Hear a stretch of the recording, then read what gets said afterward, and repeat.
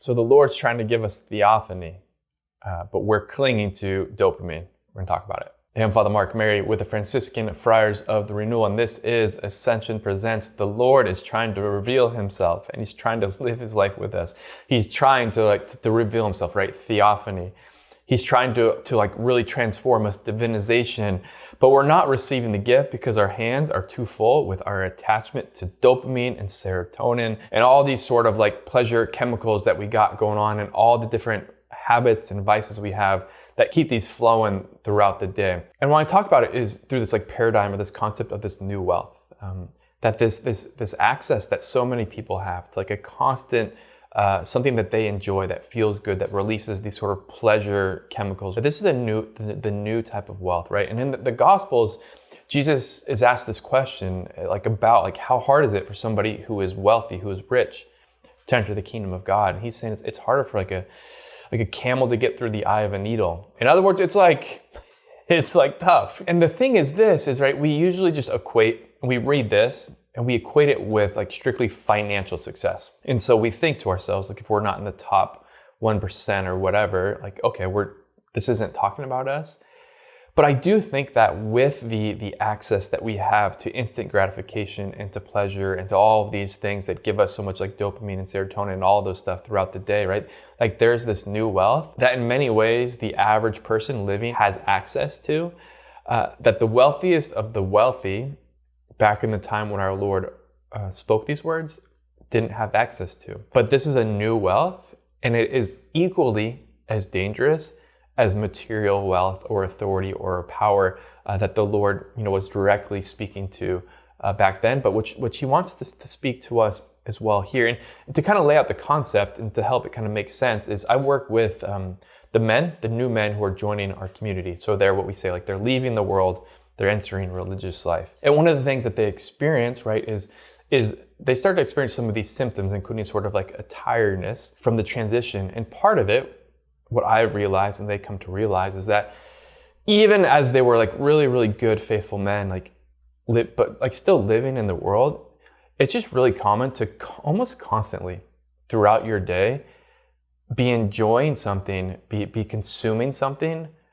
pleasurable, that feels good, that tastes good, that sounds good. Certainly this can involve screens. And so you're looking up and you're getting these first little hits as you kind of play, if you kind of gambles what you're going to see and check the notifications, this thing and that thing. And then you kind of throw on the music and then you get a snack and then you're driving, right? And you got some more music going and you're drinking your bubbly water, LaCroix, whatever. That's there's this, then there's the nice smell, and then you have a little chit chat and you get your tea, and it's and the clothes, and it's not something dramatic, but for a lot of people, almost constantly, they're bringing something into their situation, which is causes some sort of pleasure, and it feels good, right?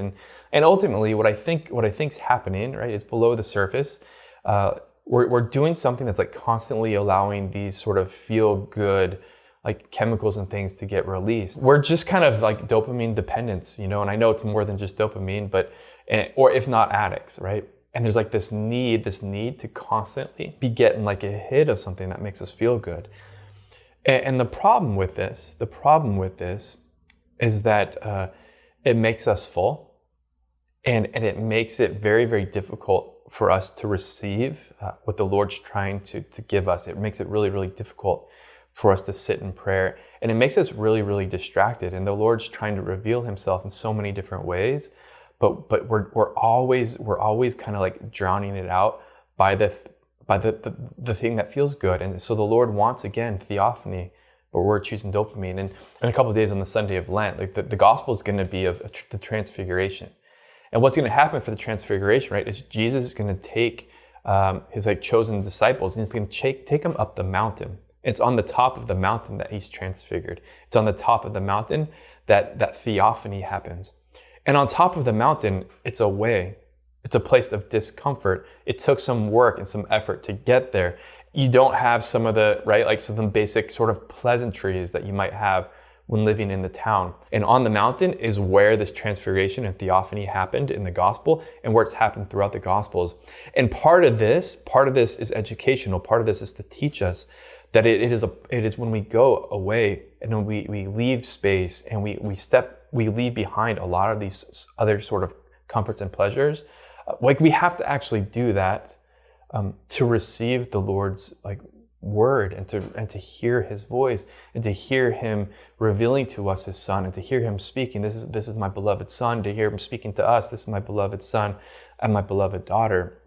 And one of my very favorite examples of this, right, is like the inspiration for Mother Teresa to begin the Missionaries of Charity, a movement and an order which transformed the world. That movement was a moment of prayer which happened to Mother Teresa while she was on a train going on retreat. And she had this experience of prayer of Jesus saying like, I thirst. And it totally transformed her life and in many ways changed the world. But like, would she have heard that if while she was on the train, she was listening to like the latest Spotify playlist, filling that space with something good, like something that would feel good, right? Like, would she have missed, like would the world have been deprived of Mother Teresa? Like maybe, probably. And so the encouragement, like Lent, prayer, fast, and almsgiving, I'm gonna focus on like a fasting directed towards prayer. Like, certainly there's a component of fasting which is going to include food, but I think the fasting that's like most important for most people, again, who are in this audience, is going to be a fasting from these types of pleasures, these types of things, types of way we kind of control and are constantly consuming and receiving pleasure, to make some steps to detaching from any sort of like addiction or dependence we have towards dopamine, right? Ultimately at the service of creating space, and creating like a humanity which is good soil and receptive to the Lord as he tries to speak to us and to live his life from us. The church only officially asks most people, right, to fast 2 days out of the year, right? That's Ash Wednesday and that's Good Friday. One component of those fastings is going to be like there's no snacking. And can we apply that in some way just to Lent?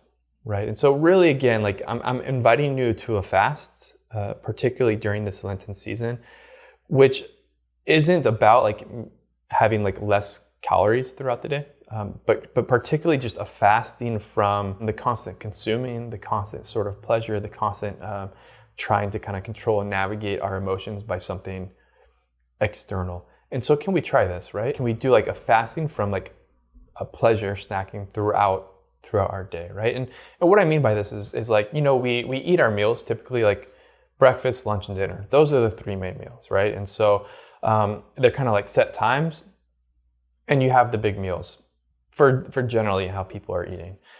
And then the food like that we'd have like between those meals, it's what we call snacking. It's the little thing we have like here or there.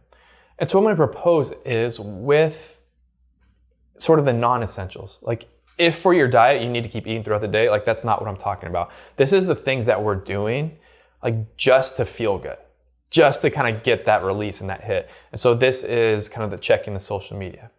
This is listening to music. Like can be eating something or drinking something which has no nutritional value or whatever, but it just feels good. It just tastes good. It's like the little sip of the bubbly water, of the coffee, whatever it is. Like, can we step back and have a time of like fasting throughout the week where, okay, like I have my time where I check my social media for a little bit. It could be in the morning, it could be in the evening. I have my time when I listen to music, but it's like, okay, it's like these set times. And it's not just always throughout the day, we're constantly getting that hit and getting that fix and feeling good and ultimately kind of filling our mind with so many things, which again, kind of make us live as if we're in Times Square as opposed to Mount Tabor where the Lord wants to reveal himself to us. And ultimately, now we're driving without music and this is space for us to dialogue with the Lord. We're kind of going about our day and we want to have like an impulsive snack or donut, whatever.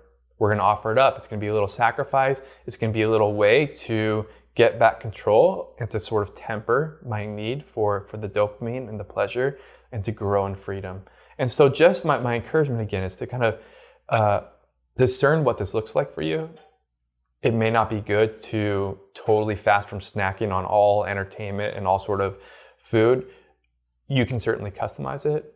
But again, like what we want to grow in is like the freedom. What we want to grow in is like a holy emptiness. What we want to grow in is being led up like Mount Tabor, and a freedom and a dying to the dopamine and all that sort of stuff, so that ultimately we can receive the best gift that the Lord wants to give us, which is His very life, His word spoken to us, like Theophany, divinization, being made more and more into the image and likeness of God.